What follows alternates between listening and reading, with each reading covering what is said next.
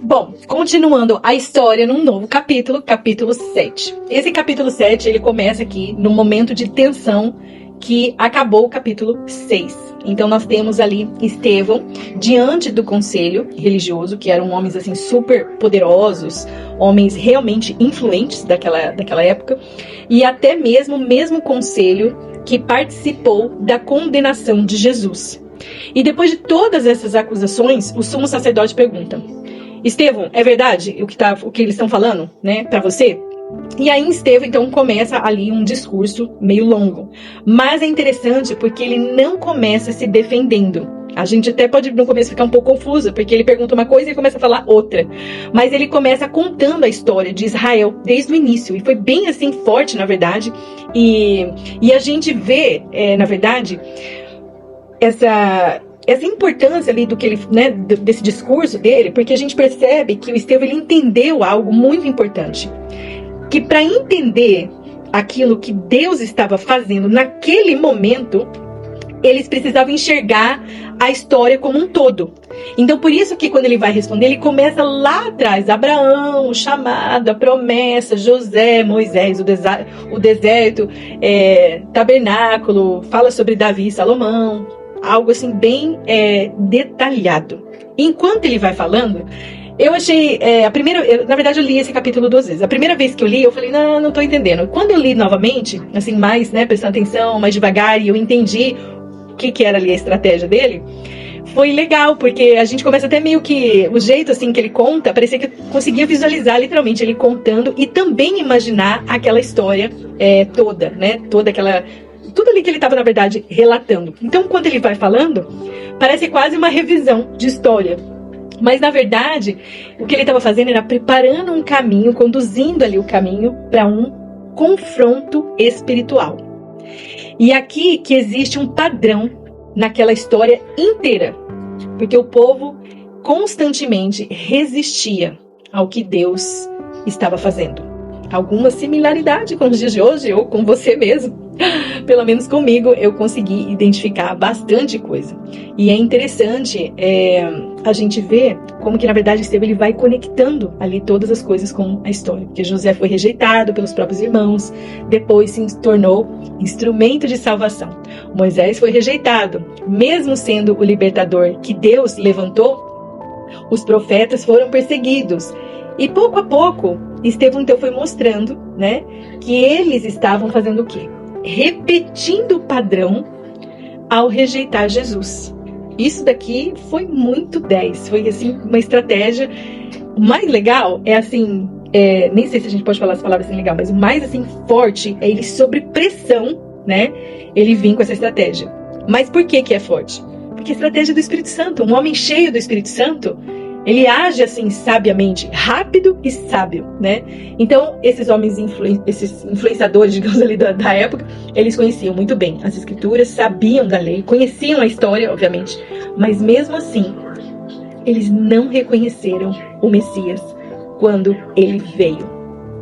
Isso daqui é quase assim uma sirene piscando, porque é possível pessoas conhecerem as escrituras, falarem os versículos de cor e ainda assim resistir àquilo que Deus está fazendo. Estevão, ele falou também algo aqui muito importante sobre o templo. Ele relembra que Deus, ele nunca ficou limitado a construções humanas. Isso aqui mexia assim, sabe, profundamente com eles. Porque muitos haviam transformado o templo num centro ali absoluto da fé. Mas Estevão, ele mostra que Deus ele não estava limitado àquelas estruturas, né? A arquitetura, as paredes. Então a mensagem muda completamente aqui de tom. E aí, até ali, na verdade, ele estava então conduzindo a história. E aí, bum, vem com o confronto direto. Vocês resistem ao Espírito Santo. Imagina assim, o peso, sabe? Como é que não ficou ali o ambiente naquele momento. Porque eles se viam como defensores de Deus. Mas aí Estevão revela que, na verdade, eles estavam resistindo ao próprio Deus. E ele fala que eles perseguiram os profetas e agora tinham traído e matado o justo. Tinham traído e matado Jesus. E fala que no texto que eles ficaram assim furiosos. mas não se arrependeram. Isso não era arrependimento, isso era raiva.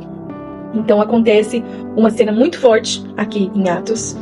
Estevão, então, cheio do Espírito Santo, ele olha para o céu e vê Jesus em pé à direita de Deus. Normalmente, a Bíblia fala de Jesus assentado à direita do Pai, né? Mas aqui, Jesus aparece de pé. Olha que interessante. Eu acho que é como uma demonstração de honra e acolhimento àquele servo fiel. Então, quando Estevão fala aquilo que ele está vendo, eles não assim suportam mais ouvir a voz de Estevão, começam a gritar, tampam os ouvidos e correm, né, contra ele, arrasta ele para fora da cidade. É uma cena assim bem forte, na verdade, e começam a apedrejar Estevão.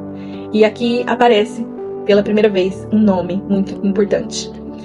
Eu acho que é a primeira vez aqui em Atos, Saulo, que mais tarde ele ficou conhecido como Paulo.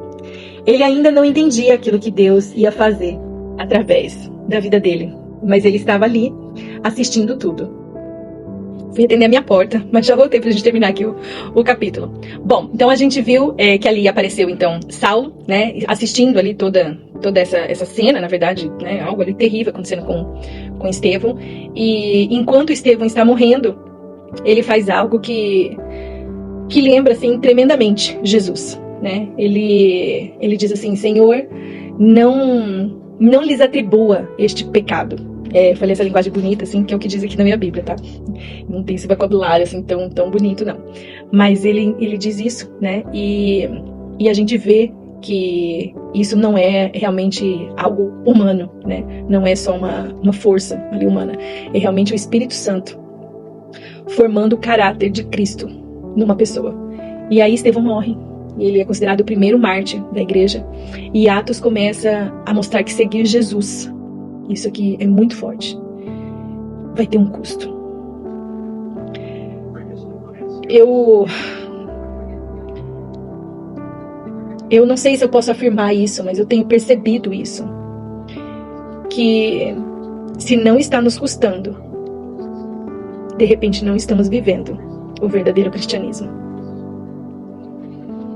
Mas o mais forte é a gente perceber que a morte de Estevão não interrompe o plano, o propósito, a história e nem a verdade de ser revelada para as pessoas.